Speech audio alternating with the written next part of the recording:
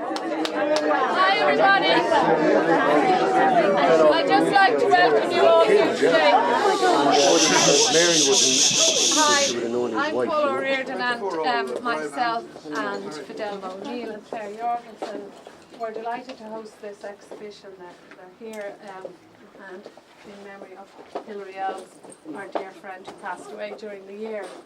And we're absolutely delighted that Siobhan McMahon agreed to open our show. And Siobhan is a poet and a writer and a performance poet. So we're absolutely thrilled. I'd like to pass you over to her without further delay that she agreed to open our show today. So I'd really like you to welcome her here today. Thank you.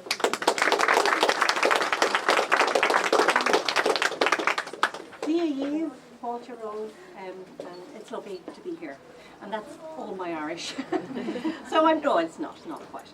I'm delighted and honoured to be opening this beautiful and very powerful exhibition, The Language of Memory, which has been held, as Paula said, in memory of their dear friend and artist, Hilary Elms, who is one of the four artists. And the other artists are Claire Kennedy Jorgensen, who is here, Fidelma O'Neill and Paula O'Riordan, the three gorgeous women here on the left.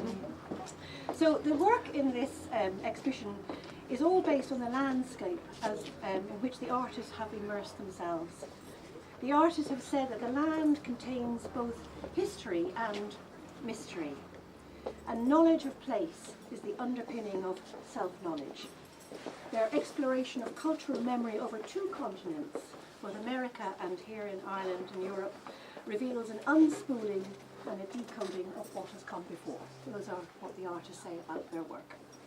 And indeed, the paintings and the work evoke in me a deep sense of place and belonging and an honouring and awe of the natural world. And so the poems I've chosen to read today speak to this deep connection to the earth, but also to our very oftentimes our disconnection, our fragmentation of belonging on the earth, which we see in the devastation of the earth. So I really feel that at this time in the world, that the work that artists like these are doing is so vitally and enormously important to remind us of our place of belonging on this earth. So without further ado, I'm going to do a few poems.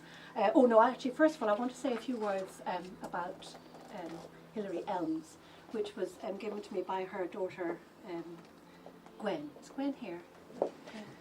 Yeah. So she says, originally from Dublin, Hilary was passionate about art from a young age. She studied in the NACD and later moved to Carlow, which suited her work as she loved the countryside and was inspired by being outdoors. Her work has been exhibited in Ireland, the UK and in Germany, and she's shown in group exhibitions in the annual Cadogan Contemporary in London, Ross Fine Art and Letterkenny, the RHA Dublin, just to name a few. She also has solo exhibitions in Linen Hall Gallery in Castlebar, the Wexford Art Centre, Nicholas Gallery Belfast, the Halward Gallery Dublin. And her daughter says, some of my favourite childhood memories of Mum were days spent outside. Whether it was her beloved Court McSherry or rambling up the 9 Stones, she always packed a sketchbook, sketching the scene in front of her rather than taking a picture, and turning it into a piece of art in her studio in Roscat. She saw things differently, painting the mood of the landscape she was in and bringing her paintings to life in her own way.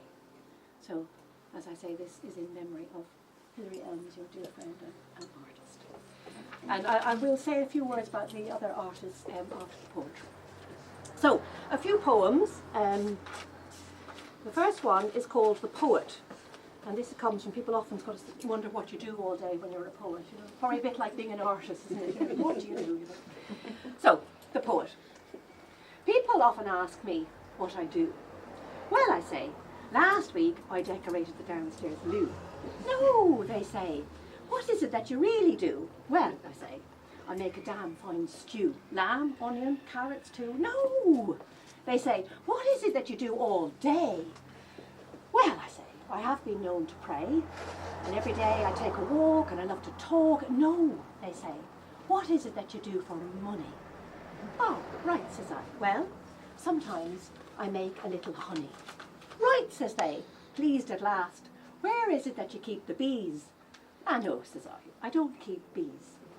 I gather nectar from the wild, and I distill it all in little jars, and I call them verses 1, 2, and 3.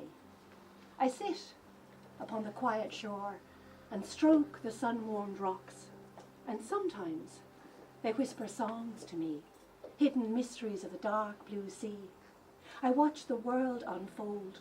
I hear the lonely crying of the lost souls come keening down the winds, and I listen to the stories told by the gurgling of a brazen stream flowing wildly down the hill in a rhapsody of ecstasy. And I try and remember all of this to thee in verses 1, 2, and 3. Though, as I say, there's not really much that I do, though, as I say, I make a damn fine stew.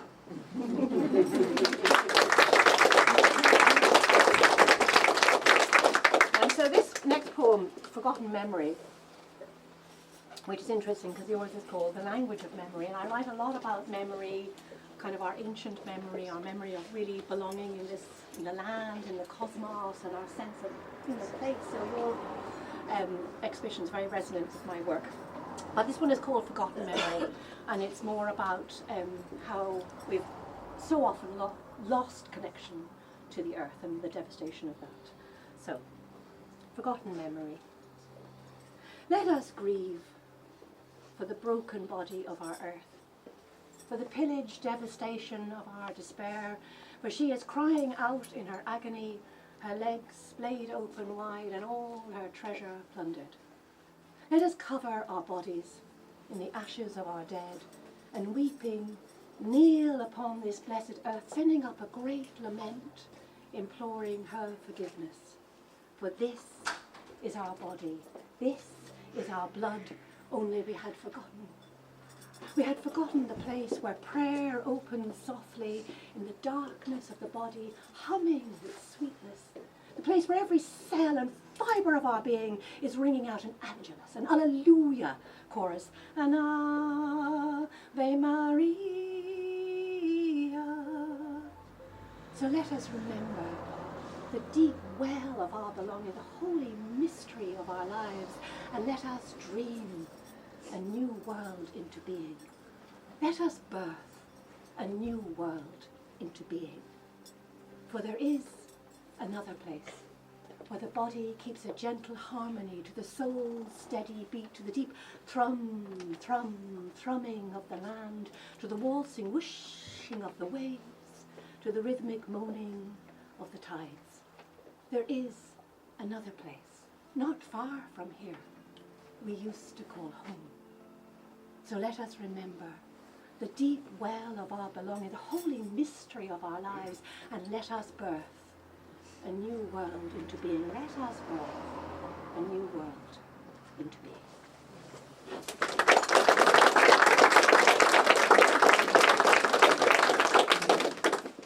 Opening prayer. We will begin again to trust the sound of the sea calling us. Feel a ripple of response, the answering cry of our soul's body echo through us like a prayer. We will begin again to breathe in rhythm with the earth, moving beneath our feet, moaning in her ecstasy, a psalm written in the body of our souls. And we will remember the opening prayers for this birth, moving through us like a dark river in a line ancient and unbroken, spanning the oceans of time. And we will know her here with us, the great mother, dancing to the same beat on the same shore, dark currents pulling us home, dark currents pulling us home.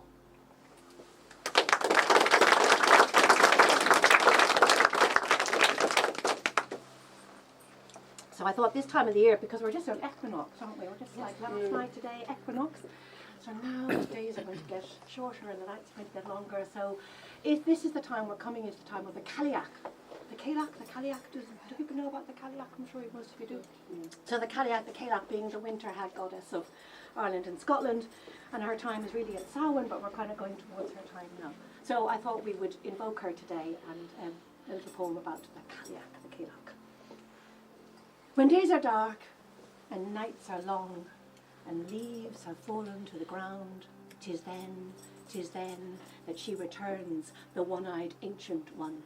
For she is Cailleach and crow, hag and crone, wind and rain, fire and bone. All tooth and cackle, hoar and claw, astride the wolf she rides. From mountain top to mountain top she strides her motherlands, the width and depth and breadth of them. Cast out the upstart gods who cursed her lands with books and rules and petty creeds. She strikes her staff upon the ground and freezes fear into the hearts of those who did these evil deeds. For she is Cailleach and crow, hag and crone, wind and rain, fire and bone. And when howling gale is rattling doors, or call of lonely wolf is heard, or cry of raven on the wing, or crack of frost upon the ground, 'tis she, 'tis she, 'tis she. And if, perchance, some winter's night she catches you in the steady gaze of her hag dark eyes, you will fall into the depths of your belonging, and fall again. Through stone and bone you'll fall, you'll lose yourself in womb and tomb, belong again to her, to her, to her. And in the first breath of a new day's dawn, she will be vanished into the bog and hills of your dreaming. For she is Cailleach and crow, hag and crone, wind and rain, fire and bone.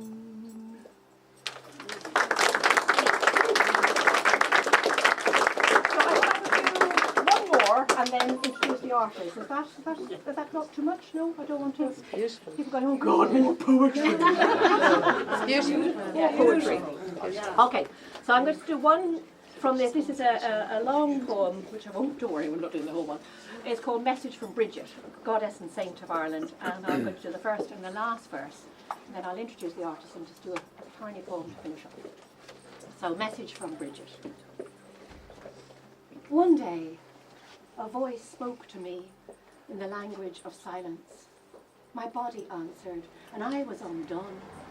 Return to the land of your belonging, she said. Dig up the bones of the forgotten, follow the old dreaming paths. The truth has been trapped in a sarcophagus of soil and silence. But there is a new story, more beautiful than anything you could ever imagine. And the time has come for it to be heard. At first, you will speak in a language outside the margins of knowing. Your words will fall on deaf ears, and you will feel alone. But be not afraid. Generations have walked this path before you, clearing the way with their bare hands. They have left the memory of my name in stone and bog and soil.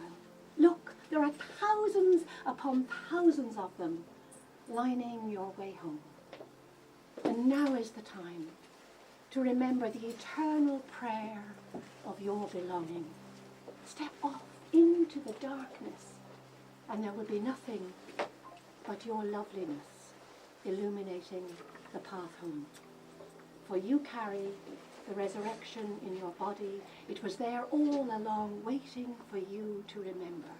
This is your holy work.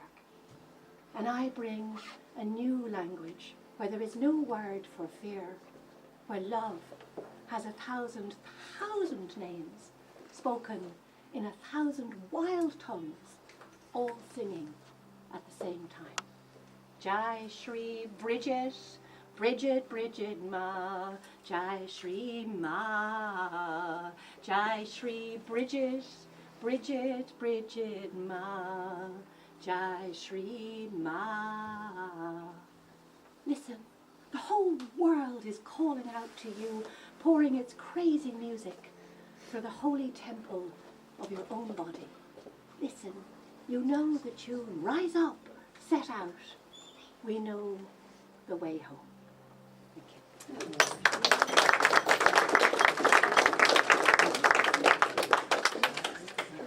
So I just want to say a few words about the artists who are actually standing in perfect order, which is very good. So just a few words. So the first artist I'd like to just say a few words about here is Claire Kennedy Jorgensen. And Claire says, in my work for this exhibition, I have used paper and pigment to help express the feelings and experiences in my relationship with the landscapes of both North Mayo, which holds my heart, and my own home along the Milwaukee River and Lake Michigan in the United States. In my experience as a lifelong musician, Claire says, notes and chords have a colour to them, and colours have a sound and a frequency that can be felt. Weaving these two art forms together has found a home in her work, inspired by her time in both landscapes. So, this is Claire, so maybe I mean, there's so much more I could say about the artist, but I'm sure, I'll just say a little bit. And Fidelma, I'd like to introduce you to Fidelma here. Well, you all know her, I'm sure, but anyway. So Fidelma says, the process of her art is inspired by traces of lives in our landscapes, wildernesses or cityscapes that have passed by. Fragments that map the stories of past journeys and act as portents for the future of life. Tracks, fossils, weathered ancient field systems and detritus can act as maps that speak of transit, imbued with the spirit of their journeys, suggesting dreams and reflections on migration, a familiar theme to many people, and relics speak of the persistence of life. Thank you, Fidelma. And last but definitely not least, Paula O'Riordan has been the chairperson of ArtNet DLR for the past 9 years, where she's seen it expand and grow from a small network to a large, lively organisation. And I can attest to that because I joined about a year and a half ago. It's been a wonderful thing in my life, so thank you. Paula is a contemporary abstract painter working in oils. Her work is informed by the landscape and the organic shapes found in nature, particularly in the rural Irish landscape and the ancient sites and rituals that have existed for thousands of years. The work in this exhibition is based on the Bullen stones. So if you don't know about the Bullen stones, do go and ask Paula about them, because I didn't know until she told me, and it's absolutely fascinating. And the Bullen stones are found in various places around Ireland, and these stones are known as cure or cursing stones, and they're turned clockwise for a cure or anti-clockwise for a curse. So you want to watch out with Paula then, So Paula has exhibited all over Ireland, and her work is in private collections in Ireland and in Europe. So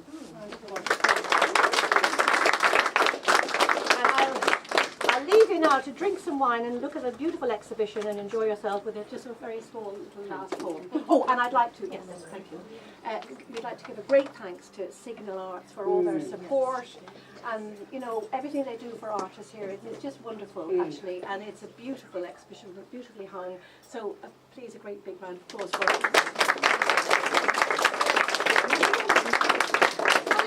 People like your organisations that keep the artists going and keep work going, and because there's no money in any of it, is there? But, who needs money when you have art and poetry? So, a last little poem. The Irish goddesses plan a holiday. We love this island of our birth. Of course we do. But sometimes the wet weather gets us down, and we get sick of hunkering under the relentless purgatory of grey drizzle, our legs knee-deep in bog and soil and sin.